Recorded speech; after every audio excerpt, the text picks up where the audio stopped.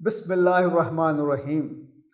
تمام تعریفیں اللہ رب کریم کے لیے جو ہمارا خالق ہے، ہمارا مالک ہے، جو ہمیں پیدا کرتا ہے اور ہمیں موت دیتا ہے، اور پھر روز قیامت ہمیں اکٹھا کرے گا تاکہ ہم سے ہمارے اعمال کا حساب کتاب کرے۔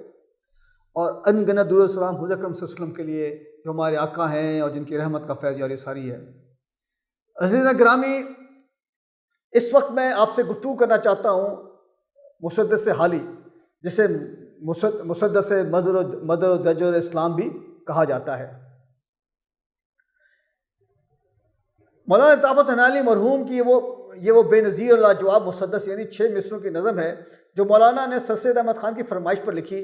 سر سید احمد خان نے اس کی بابت کہا کہ بے شک میں اس کا محرک ہوں اور اس کو اپنے اعمال حسنہ میں سے سمجھتا ہوں کہ جب خدا پوچھے گا کہ دنیا سے کیا لایا تو میں کہوں گا حالی سے مسدس حالی لکھوا لایا ہوں اور کچھ نہیں۔ مسدس 6 مصروں کی ایک بند پر مشتمل شاعری کو کہتے ہیں۔ اس کے پہلے 4 مصرے ہم قافیہ ہم ردیف ہوتے ہیں، 5واں اور 6واں مصرع ہم قافیہ ہم ردیف ہوتے ہیں۔ طویل اور مسلسل منظومات کے لیے اس کا استعمال بہت ہوا ہے، اور سب سے مشہور مولانا الطاف حسین حالی کی مسدس نظم مد و جزر اسلام ہے جو مسدس حالی کے نام سے مشہور ہے۔ اگر حالی مسدس کے سوا کچھ اور نہ لکھتے تو یہ مسدس ان کے نام کو بقائے دوام بخشنے کے لیے کافی تھا۔ مولانا حالی کے اس نظم میں اسلام کی گزشتہ عظمت، مسلمانوں کے ماضی کی تاریخ کے واقعات کی عکاسی کی ہے۔ اس نظم میں مولانا حالی نے نہ صرف قوم کے سابقہ عظمت و شان و شوکت پر بحث کی ہے بلکہ اس وقت انگریز کی غلامی کے تحت مسلمانوں کی غیرت کو للکارا ہے، بلکہ اس کو تاریخی واقعات کے ساتھ بیان کر کے ان کے عہد ترقی و تنزل کے اسباب اور وجوہات بھی بیان کیا ہے۔ آخر میں مسلمانوں سے اپیل کی گئی ہے کہ تاریخ عالم سے جو مرتبہ ان کا پہلے تھا اسے پھر حاصل کرنے کے لیے ہمت باندھیں۔ انہوں نے اپنے اشعار میں جو اسلم سے پہلے کا جو نقشہ کھینچا ہے وہ میں آپ کو بیان کرتا ہوں۔ عرب جس کا چرچا ہے یہ کچھ وہ کیا تھا جہاں سے الگ ایک جزیرہ نما تھا، زمانے میں پیوند اس کا جدا تھا، نہ کشورستاں تھا نہ کشور کشا تھا، تمدن کا اس پر پڑا تھا نہ سایہ، ترقی کا تھا وہاں قدم تک نہ آیا۔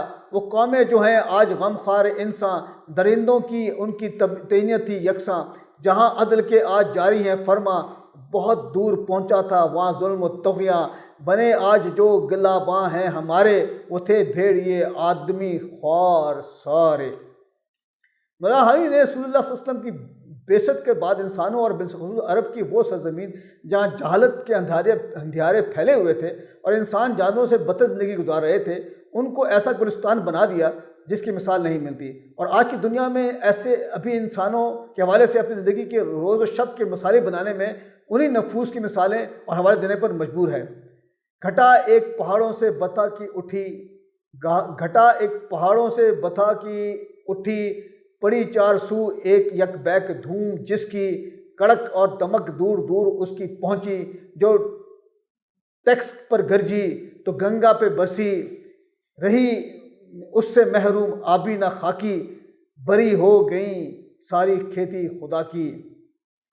پھر مسدس میں ان کی ایک بہت مشہور نعت بھی شامل ہے اور بہت پڑھی جاتی ہے، بہت سنی جاتی ہے۔ وہ نبیوں میں رحمت رکب پانے والا، مرادیں غریبوں کی بر لانے والا، مصیبت میں غیروں کے کام آنے والا، وہ اپنے پرائے کا غم کھانے والا، فقیروں کا ملجا، ضعیفوں کا ماوا، یتیموں کا والی، غلاموں کا مولا، خطا کار سے درگزر کرنے والا، بد اندیش کے دل میں گھر کرنے والا، مفاسد کا زیر و زبر کرنے والا، قبائل کو شیر و شکر کرنے والا، اتر کر ہرا سے سورہ قوم آیا، ایک نسخہ کیمیا ساتھ لایا، مسے خام کو جس نے کندن بنایا، کھرا اور کھوٹا الگ کر دکھایا، عرب جس پہ کرنوں سے تھا جہل چھایا، پلٹ دی بس ایک آن میں اس کی کایا، رہا ڈرنا بیڑے کو موجے بلا کا، ادھر سے ادھر پھر گیا رخ ہوا کا۔